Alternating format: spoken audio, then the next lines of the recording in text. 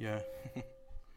Cool. So yeah, first, thank you for the opportunity to be talking here today.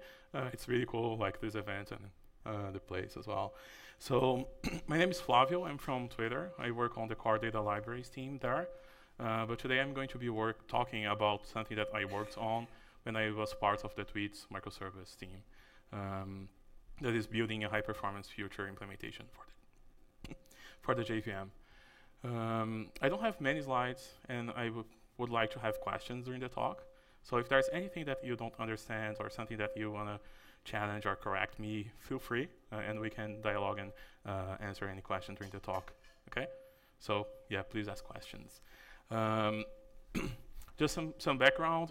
This is when I was working on the Tweets microservice. So Twitter has 330 monthly active users, and the Tweets service does an average of 5 requests to other services on every read, and 99.99% of the requests are reads. So you can imagine that like it's a very, very high scale. We are dealing with a very, very high throughput in terms of read requests.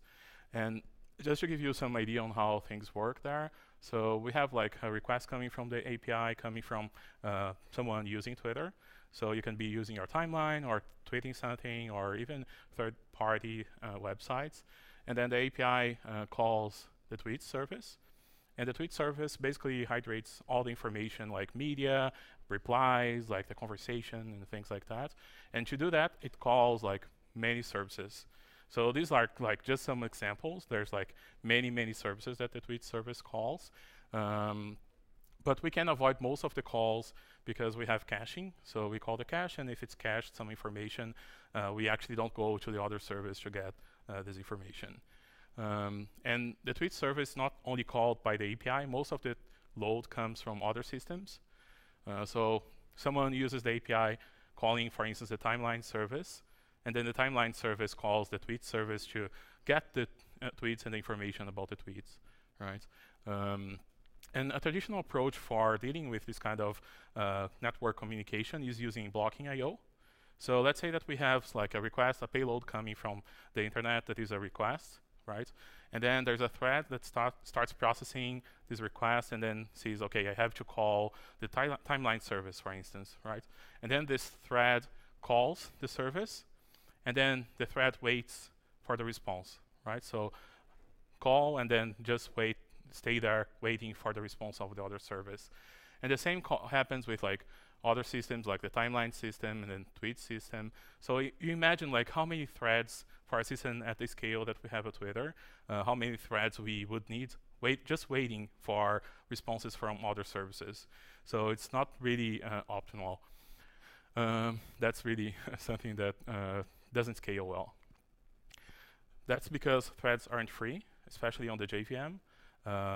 And I'm going to give 3 reasons why threads aren't free, but there's even other reasons. So the first one, Java uses native threads. So that means that a thread running on the JVM has like operational system resources allocated or even JVM resources allocated for them. So this means that like basically if you have like threads waiting for things, you are wasting these resources. The second thing is threads tags, they use memory. So if you have like a very high throughput and you have many threads waiting for responses from other services, you are just basically wasting memory because the stacks there waiting for the return of the other service. And third, the threads generate garbage collection pressure. So if you think about the garbage collector, what it needs to do is determine if an object is being used or not, right? If the object is live or not. So what the garbage collector needs to go through is basically the root, GC roots, that is basically objects that are pointed like static fields and things like that. And it also needs to go through all the stacks of all threads to make sure that there is no pointer for that object. So if you have many threads, if you scale using threads, you put more pressure on the GC, on the garbage collector. Any questions, anything here? Okay. So okay, what can we do about that? So there's this concept that is multiplexing that can It's very trivial, but like it's interesting to see that normally systems don't use this for network communication. So let's use this restaurant as an example. So we have a restaurant with a few tables, and there's a kitchen over there, and we have one waiter for each table. Okay, and then the waiter stays there, waits for an order, and then goes to the kitchen, and then comes back with like when the food's ready. This is very wasteful. Unless this is a very, very expensive restaurant, it doesn't make sense to have one waiter per table. And that's because waiters aren't free, the same way as threads aren't free. So what you can do is multiplex, use the same waiter to do multiple things. So you can have one waiter, and then the waiter gets some orders, go to the kitchen. If there's something ready, brings like the food to the table. So you're basically reusing the same thread, reusing the same waiter. So this is more or less like a thread in the JVM, and you can have one waiter, or you can have like two waiters, right? But you don't need to have one waiter for each table. And this group of waiters, this group of threads, is also known as the event loop in non-blocking I/O libraries. So if you hear like event loop, it's basically this collection of threads that are doing multiplexing of multiple channels. So it goes to one channel, there's some payload here, okay, let's pass this payload to the application, execute this payload, or it needs to write something to this channel. That's what the event loop is doing all the time. But this comes with some complications. That is, how can we write code that is non-blocking, that is not something that executes sequentially, right? So I can say, like, for instance, if I want to call the tweet service, I can call get tweet service, passing the ID of the tweet, and then a callback that is going to be executed when the tweet service returns. That's one way of doing it. That is using callbacks. But callbacks don't compose well. Callbacks, it's very hard to reason about a system using callbacks because they are not composable. And there's an abstraction that is better for this kind of usage, that is future. So you basically call get tweet, passing the ID, and this return. Sorry, this is Scala notation, but the return time is a future of tweet. Okay, and the future is basically this pointer to something that is, it might be done or it might be running, and in the future you're going to have the result. Make sense? So just a reference for something that is computing and it might not be done at the moment.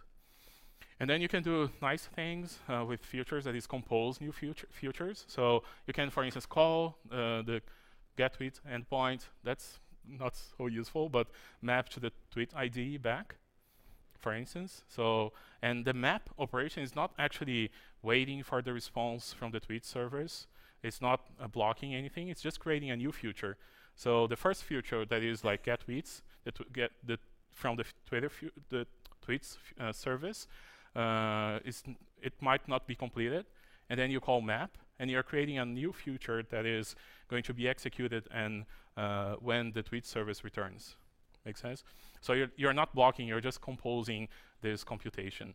And this is a little scary because people fear like monads and functional programming, but we also have FlatMap. But FlatMap is basically a transformation as like a map transformation, but the result of this transformation is another future. Okay, so for instance, I call the tweet service, and then based on the tweet that is returned by the tweet service, I call the user service, for instance. So it's a map, but you are flattening the result because the result of the transformation is a future itself. Make sense? Any questions? No? Okay. So yeah, so that's just some background on how futures work, and futures are used by most of the systems at Twitter, and we have a future implementation that is like the Twitter future implementation. So when I started profiling the tweet service, I saw some strange things. So the first one is business code it doesn't even show up as something that's being used, like using resources. So if you see like logic, business logic, or anything like related to the system itself, and you profile the system, you don't even see these things. It's pretty interesting. That's because most of the resources are being used to do RPCs or to like run futures and also do batching of requests to remote services and things like that. So and then I optimized many things in the tweet service, and at some point I saw that actually the Twitter future was the bottleneck. Like it was the next thing that we would need to optimize. But it was pretty challenging. At first I did some optimizations, like minor optimizations. And it was pretty hard because basically the Twitter future is being used for many years at a very high scale. So it's really battle tested. It was optimized many times, and like people found like bugs and fixed the bugs. So it's a pretty stable and battle test implementation. And it was at the time well optimized. There was like no like simple bottleneck or something that you could fix in terms of performance. So that's because like it was written by very good engineers there at Twitter. So that I tried to do something different. Instead of trying to change the code, I decided to go with a clean room implementation. So instead of looking at the implementation of the current Twitter future, I decided to implement a new future with the same API, same features, but trying to push performance and see what I could get from this experiment.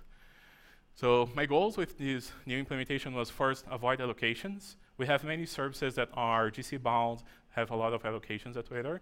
And allocations also have a CPU cost. So the first goal was to avoid allocation.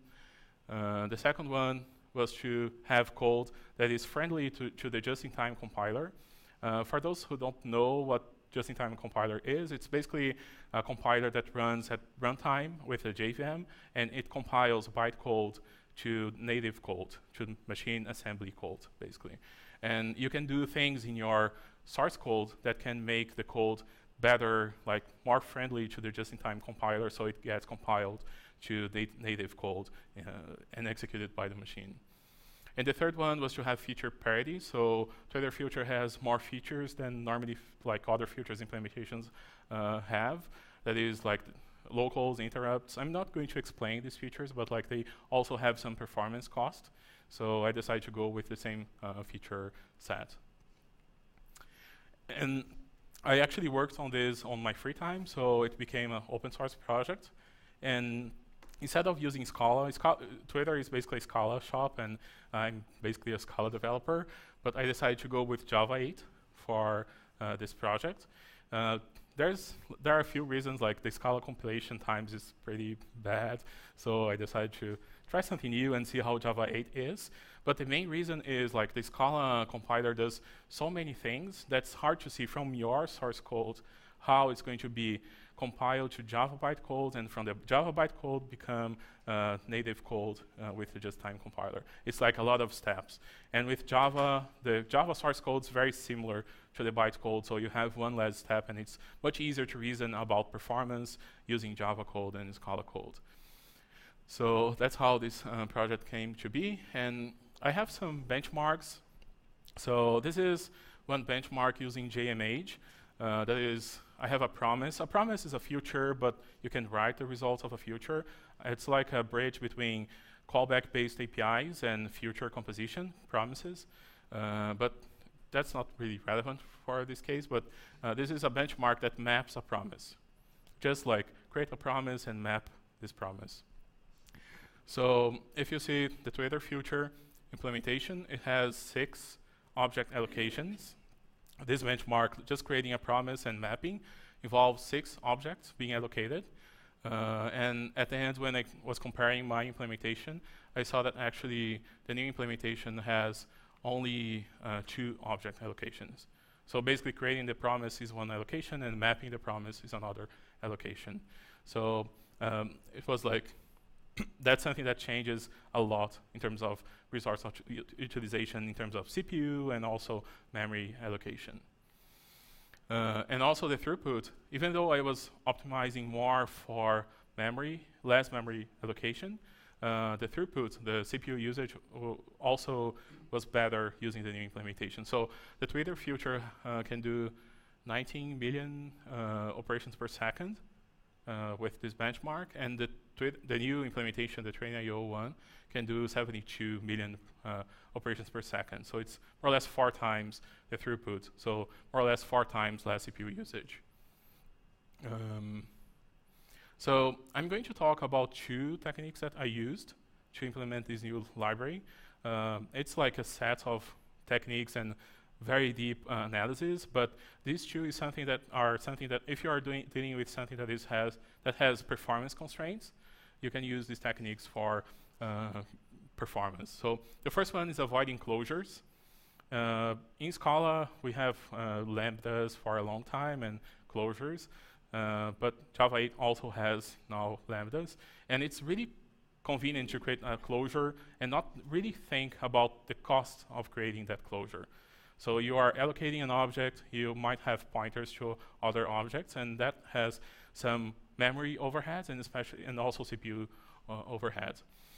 So this is one example. Sorry, this is Scala code. I don't know how many people know Scala, but you have like this method that is collect, and then it collects a sequence of futures into a future of a sequence. So it's basically not waiting, but composing all these parallel futures that are running, and then returning to you just a single future that is going to have the result that is a sequence of the value. And the implementation, don't worry about the details, but take a look at this. So this is basically for each element of the future sequence that you are passing. I'm creating a closure here. This is like a closure in Scala. It's a different syntax. But this is something, this respond call here is creating a closure. And the closure has like an object header overhead that is like, I think, 16 bytes and also CPU overhead. And this closure actually has 4 pointers. So for each future that I'm creating here, so this is going to be for each future, right? And then I'm creating a closure that has pointers to 4 values. And that's really wasteful, because each pointer has 8 bytes of memory overhead. So this is pretty simple. We can, instead of having like for each future that I'm iterating over, I can have only one object that has all the pointers and then reuse this object, right? So for instance here, this is the way that I did in the train.io implementation. That is, I created this collect promise. And the collect promise, I just reuse for each future. I don't have like the 4 pointers for each future that I'm iterating over. So the collect promise, basically, it is a promise itself, so I don't need to create a new promise separate from this control structure, and it also has like the other 3 pointers. So I'm collapsing all these pointers that I would create for each future into a single object that I can reuse. Make sense? Any questions about this? I'm not sure if the code is readable here, but if you have questions, nothing? Okay. And the CSL team, that is another team at Twitter, is working. So I wrote an internal document with optimizations, proposals based on this experiment that I did. And Vladimir worked on this specific change in the Twitter future. And the throughput was like 50% better and 18% fewer allocations. So that's like a lot, because this future.collect, this method is used a lot at Twitter by many systems. And it's interesting because if you think like when I was doing the optimizations, I was only thinking about allocation, right? And even though we are avoiding allocations, we are actually getting even better CPU efficiency. So we have like 50% improvement in terms of CPU. In terms of allocations, is just 18%. So that's like something interesting to see. The second thing that I did was merging interfaces. Sometimes you have like multiple control structures that you need to allocate to do something, a specific task, and you can merge like a lambda callback with a promise, with like atomic integer, and have a single object. So here I have this example. That's a method from the Twitter future that, given a sequence of futures, returns a future that has nothing. Units is like void in Java, when all futures complete. Okay, so basically wait for these futures and not wait, but return a feature that's going to be completed when all these features are finished. Make sense? And then we have like these 3 objects here. So I have an atomic integer, I have a promise, I have this function that is like a lambda, that's like a Java Scala syntax. And what I did was to create this join promise. The join promise merges multiple interfaces. So it is a promise itself, so I don't have to allocate a promise separately. It implements the responder, that is basically the lambda interface, like the callback interface. And I just need to have the count and the list. So I'm merging 2 objects, 2 objects that I would allocate. And instead of having 2, I have only 1, and the overhead is much lower because of that. And Julian from the CSL team works on this specific optimization on the Twitter future implementation. And the results are similar. So in terms of CPU usage, it's like up to 53% improvements in terms of CPU usage, and 18% less allocations. Make sense?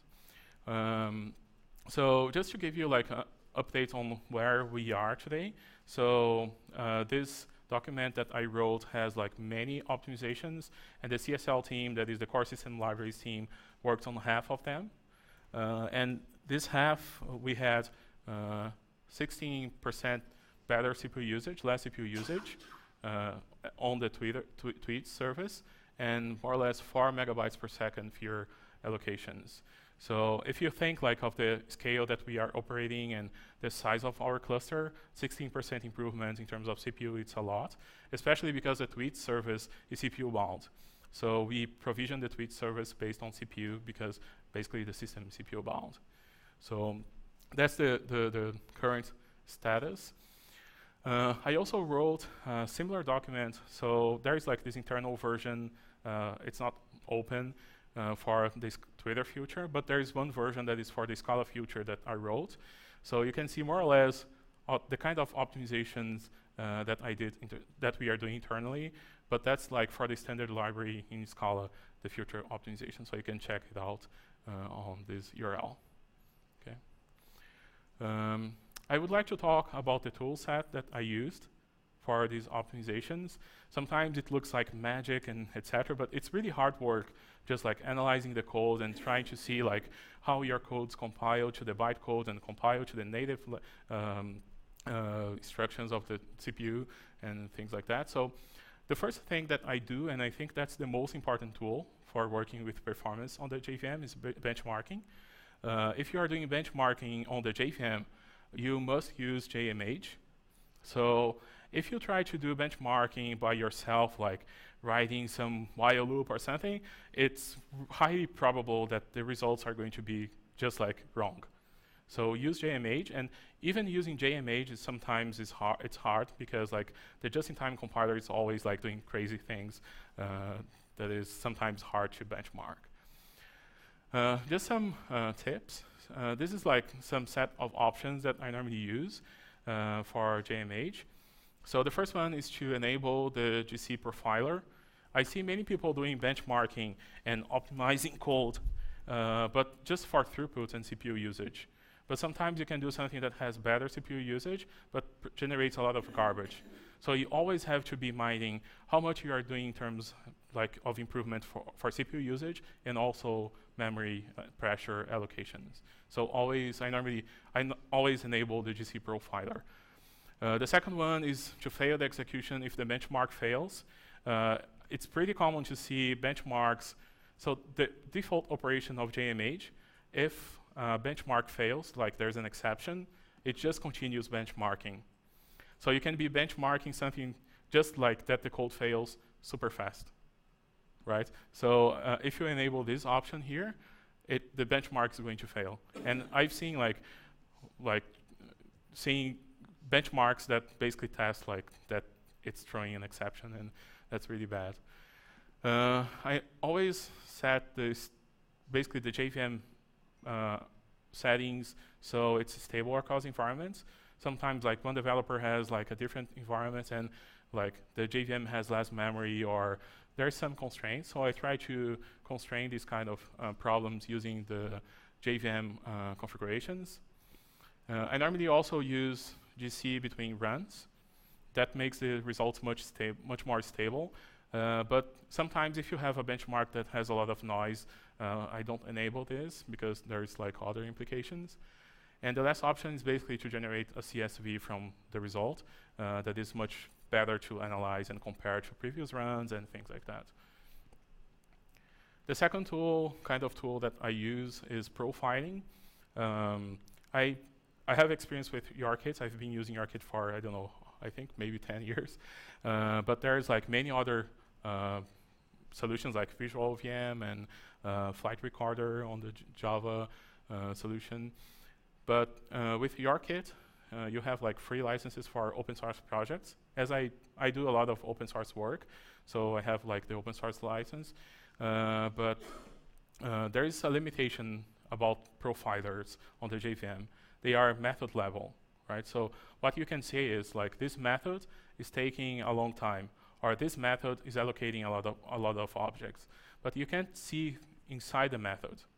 If you are doing like very fine-tuned profiling and like performance work, it's really useful to see inside a method. So what I found this tool, I don't think there are other tools like this one for advanced profiling, that is the Intel vTune amplifier. If you know of other tools that can do the same thing, let me know, but I couldn't find one. And this tool is really, really amazing. But there's some problems, like it's only for Intel processors, and you can only use Windows and Linux. So Macs don't work with this tool. But it's pretty cool because it's low level, so you can see how your JVM code, your Java, Scala code works at the CPU level, like in terms of memory allocation, how it interacts with the caches of the CPU. So that's really, really amazing if you are into like performance work. And you can basically profile operations within a method. You can see like within a method what's being like more expensive in terms of instructions. And it's also cool that you can see a view that is like the source, your original source. It can be Scala, Java, and you can see the assembly code that the just-in-time compiler is generating for that code. That's super cool as well. Just to show you an example. So I have this method in the future implementation that I wrote, the train.io future, and it's basically trying to change the state of a future. So like the service returned, and I have to change the state to like the value. But it might already be finished, the future. There's like many possible states that the future can be. So I have like this while loop that tries to change the state, right? So, and this is like the method that uses CPU the most in the implementation. And I was wondering, what's like the most expensive operation in this method? And it's pretty cool because, as you can see here, the most expensive operation is basically reading the state into an object current value. So that's pretty interesting, right? So why is that? If you see the assembly code, you can see, so that's like the assembly view from your source code.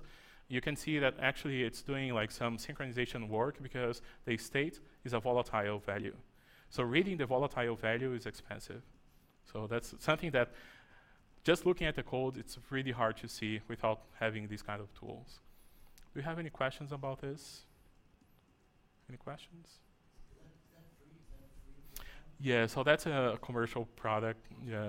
Yeah, that's, I don't know, is there like any tools like this, Chris? Do you know? Free? Yeah, not really. Yeah. How much is the price for that? Not sure, I think 700 or something, I'm not sure. Yeah, it's expensive, yeah. We can get back to you with a number of tools that are free. We'll be chatting. But do you know any tools that have like this level of view? We can check with our. Yeah. No, you can use Perf, but Perf doesn't give you all this. Yeah, like this kind of view. Yeah. Something called JITWatch. Yeah, Because it's reading log file. Mm-hmm. Because there's something called JITWatch. Yeah, I'm going to talk about it. Oh, as you're well. going, yeah, but Yeah. it's only reading log files, so it's not, Yeah. We'll sync up. There are multiple options. Yeah. So yeah, this is something really cool. If you are doing like really high performance work, this kind of tool can really help. The last tool that I use is just-in-time. I don't know what's not working. Okay. Just-in-time compiler, the just-in-time compiler profiling. So see how the just-in-time compiler is changing your code. It's really important. And there's this tool that is JITWatch that we were talking about. And it's basically a log analyzer. You change some configurations on your JVM, and the JVM outputs a log that has all information, a lot of information about how the just-in-time compiler is working on your code. And there is this feature, to be honest, that's like mostly what I use from JITWatch, that is the suggestions view. So you can just like run your JVM, load a log on the JITWatch application, configure your source code, and then you can have these suggestions. Yes? Your question is for Chris. Mm-hmm. Does JITWatch work with RAW or is it just C2? I don't think yes. No, I yeah. think it's only C2 because it's using log compilation, and Graal doesn't do log compilation. Yeah, I saw that the goal of the author of JITWatch is to have Graal support this year. Oh I saw a yeah, tweet yeah. about I it, think he yeah. tweeted about it. Yeah. Yeah, I saw like the Yeah. other day. Yeah, and and it's not really complicated. If you open the application and see the suggestions, you can see like this method here can't be inlined because it's too big. And I tried to make it smaller, but I couldn't. For this case, it's still not being inlined. But like there are many other instances of these suggestions where I was able to really inline the object, inline the methods and things like that. So it's really useful, this view. So just to recap, use benchmarking using JMH. Don't do benchmark by yourself. Profiling using YARKit or Visual VM and other tools that we know in terms of JVM profiling. Do advanced profiling using vTune if you really need it. Sometimes, like for the scale that we are operating, like this is really cool and helps a lot. But for like smaller scale, it might not make sense to use this kind of advanced profiling tool. And you can also see how the just-in-time compiler is doing using JITWatch. So these are like the tool set. Just some benchmark results comparing this new implementation, the train.io future, with the other implementations. So this is the same benchmark mapping a promise. It's super small here, sorry. So the first one is Java. Java has two modes for future, the future implementation, that is sync and async. And then the third one is the Scala implementation of future, the standard library one, and then train.io, and then the Twitter future implementation. Sorry, that's super small. As you can see here, like the Java sync version has good performance for this scenario, but like the train.io implementation has much better throughput. So that's like the throughput chart. And in terms of allocations, this is like Java, Scala, train.io and Twitter. As you can see, like Java allocates not so much. Scala and Twitter, like they allocate a lot. And the train.io is the one that like allocates the less. And this is another case that is mapping not a promise, but a constant future, a future that's already satisfied. As you can see, like the other implementations are like have very low throughput for this scenario, and this Java sync has some good throughput, and the train.io has like much higher throughput. And in terms of allocation, it's also like much less. So now so that's the benchmark. Do you have any questions about the benchmark, the results? Anything you want to know? Okay, cool. So what's next? I've been working on something that is new, and I'm discussing with the developers at Twitter, so I don't know if this is going to be something that is going to happen. That is, actually first, the CSL team is working on the breaking and risky optimizations. So my document has like small optimizations that don't change behavior, and they don't have like any risk. And now they are working on the ones that have risk or change behavior. And the first one I think it's a set or 3 or 4 changes, and the first one has like really good results. The result was like additional 20% CPU improvement in terms of like CPU usage. So that's really cool. And I'm also working on something new that is an arrow and task implementation that might push performance even further. This is like more functional, so but bear with me. Like if you have questions, you can ask me. So let's say that we have this future composition. Okay, so I call service A passing 10, and then I map the result plus 2 and map times 2. Very simple. Doesn't make sense, but just an example. What's happening here? I'm creating a future here. I'm creating a future here, and I'm creating a future here. Make sense? And for each future, I'm adding the new future to the queue of the previous future. Okay? So I call service A, I have a future. I call map, I create a future, and add this new future to the queue of this initial one. And then when the initial one finishes, I execute this one and fulfill this future. And the same happened with the third future. Make sense? So adding the future to the queue is an expensive operation. First, because you have to have like synchronization. So it's like at least a volatile read and a volatile write to add this value to the queue. And maintaining the queue is also expensive because like you have to add to a structure and things like that. So it's also expensive. So a way of avoiding this is using arrows. So think of arrow as a method. So that is has the input and returns a future. And you can say call service A, that is an arrow that is going to receive a value somewhere at the end, and then map the result to plus 2 times 2. And then I can cache this arrow. This arrow is something that I can create only once. Okay? And then I run the arrow. Make sense? So what's happening here when I call run, I'm going to first execute this function with 10, get a result, map, and then map again. When I'm creating the arrow, I'm saving a lot of resources because first, Scala allocates, that's not the case for Java, but Scala allocates functions for each of these kind of functions here. Java can do some analysis and just not allocate because it's not a closure, but that's not the case for Scala. And also, I can do something that is basically merging maps. So I can call service A map, and then just compose 2 functions. So I'm going to just execute these 2 functions without adding to queues or having synchronization or anything like that. So that's much more efficient than using plain futures. So I think that's all that I have. I work on the core data libraries team with big data solutions, Hummingbird, Scala, and Spark. If you are interested, we are hiring, so let me know. And yeah, if you have any questions. Any questions? I'm right here. What? No. Oh, I I don't thought have you were it. going to ask You were something. lifting your arm. You had a question. Cool. Any questions? And also, we do hire remote folks. Yeah, that's correct. In order to get that out there. Yes. This is more a general question about what you've seen doing all the profiling you've been doing.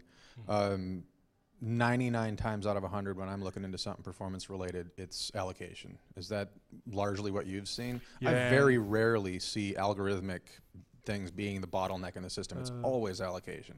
Yeah, I've seen some CPU intensive operations like some safety rules that take like a lot of CPU usage. But you are right, like most of the systems and most of the profiling sessions are basically allocations, and the allocation becomes CPU usage because it's expensive to allocate things on the JVM. Yeah. That's why you need to use a better JIT compiler to get rid of it. Any other questions? Nope. I think that's it. Okay, cool. Okay. Thank you so much. Thank you.